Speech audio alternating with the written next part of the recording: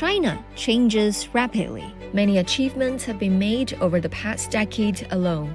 In the world's most populous country, absolute poverty has been eradicated and a moderately prosperous society in all respects attained.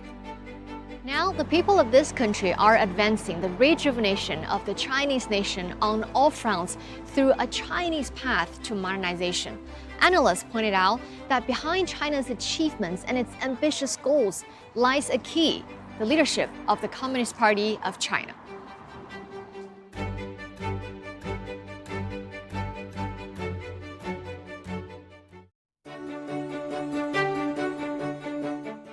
American sociologist Mark Levin has been staying in China for 17 years. The 74-year-old has traveled extensively in the country and often sings self-composed songs about his experiences.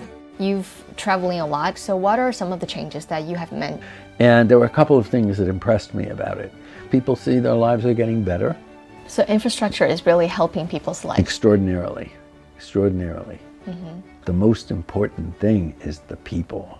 The understanding of the people-oriented and is synonymous with the Communist Party. And that's what the Communist Party provides, and that's the leadership, and that's the inspiration that the party provides. I've traveled lots in all over. I've been in 29 provinces, some of them many, many times. And I've been in big cities, I've been in small cities, I've been in the countryside in many provinces. And if you're riding in a car in the countryside, and what do you see? You see a new house, and then it's right next to this old house. So you can just see that improvement. So do you think China would be the same as it is today if it were not for the CPC? No way. No way. Absolutely not.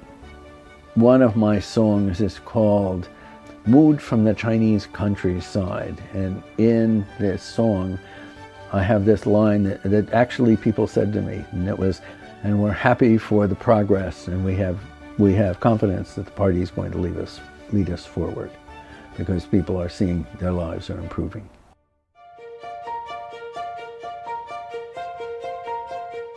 Davey Ferguson, an editor from Scotland, came to China in 2006. He has participated in the editing of the English translation of Xi Jinping, The Governance of China. So what do you think of the governance of the CPC in general? Is there anything that impressed you? I think overall, why did targeted poverty alleviation work? Because it was strategy set right at the top. It was then rolled down to provincial and city and county level, where a strategy became policies, specific plans. And I think that that's a huge strength of China's system, is that one, the ability to mobilize huge numbers of people in support of important strategies, and two, the ability to roll down the responsibility and the resources to the level where they can genuinely make a difference. And that is what happened with targeted poverty alleviation, and it's a strength of the system and a strength of the party. I've personally met a lot of officials and party members because, as you know, I've travelled a lot around China. So as recently as this year, when I was writing the book on Gansu, on rural revitalisation, I worked with a lot of village officials, and I've always been tremendously impressed by these people. They always seem to me to be very honest and very decent and very dedicated. Their living and working conditions are often very simple, very basic food, and that doesn't seem to bother them. I do not think that there is any way that China could have achieved what it has achieved without CPC.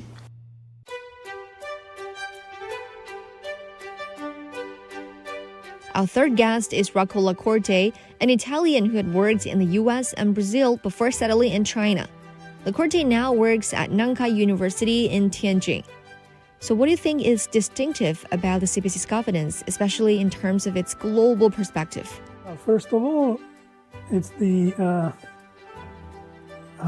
wisdom of the CPC, the great capacity of organizing and make transformation effective. I think that China is pursuing a policy which is the opposite the other countries. Instead of seeking to oppose his own interest against the interest of other people in other countries, China is seeking partnerships.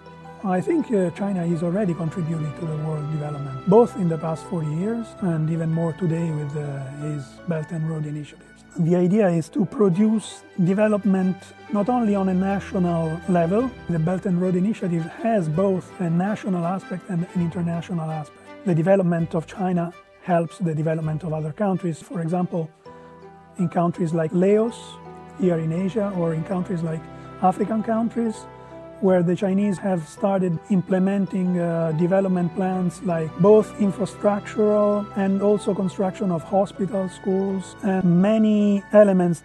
In the past years, we already seen that these countries have changed radically. So in Laos, we already have a railway that connects all the country, and along the railways also, all the little villages became more developed villages, and people who were jobless now have jobs. So an entire social economic dynamic was started where the Belt and Road Initiative has been implemented.